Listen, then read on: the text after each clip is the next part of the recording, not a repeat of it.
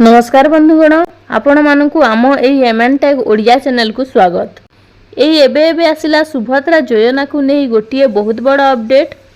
तेबे update T कौन रही जानिबा पूर्वरु वीडियो टी को स्किप न करी आरंभरु शेष पर्यंत देखंतु। अपडेट टी कौन रही जानि परिबे। जदि आपण जणे सुभद्रा योजनार हिताधिकारी तेबे जानि रखंतु सरकारक तरफरु आसिला आउ एक बढ़िया स्कीम जोथिरे कि आपण 10 लाख टंका पर्यंत लोन नहीं पारिबे बिना सुधरे। जहाँ विषय रे आजिर एही वीडियो रे संपूर्ण खबर जानिबा। राज्य सशक्त हेले महिला लक्षपति दीदी को कोटिपति दीदी करिवे राज्य सरकार। बिना सुधरे 10 लाख टंकार ऋण जोगाई देबे। सरकार जो आर्थिक सहयोग देउछंती ताकू बैंक सह संयोग कराजिबो। वर्षे भितर लक्षपति दीदी को कोटिपति दीदी कराइबा को गुरुत्व देउछंती सरकार। तेबे जो माने लक्षपति दीदी होई सारिलेनी एवं जदि से माने एसएचजी सह अछंती तेबे सेमानंकर सुध छाड़ कराजिबो।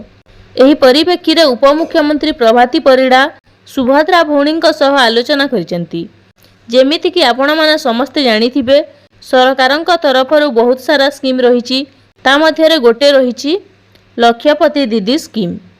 जो स्कीम रे मध्य बहुत सारा हिताधिकारी को टंका मिली सारिलानी। खास करिकि एबे आम उपमुख्यमंत्री प्रभाती परिड़ा यह मध्य कहउचंती जदि आपण सुभद्रा स्कीम रे टंका पाउचंती एमिति कि एसएचजी ग्रुप रे जोड़ी होइचंती काहेकि ना एसएचजी ग्रुप थ्रू आपण को टंका रिटर्न आसीबो बा इंटरेस्ट रिटर्न होइजिबो।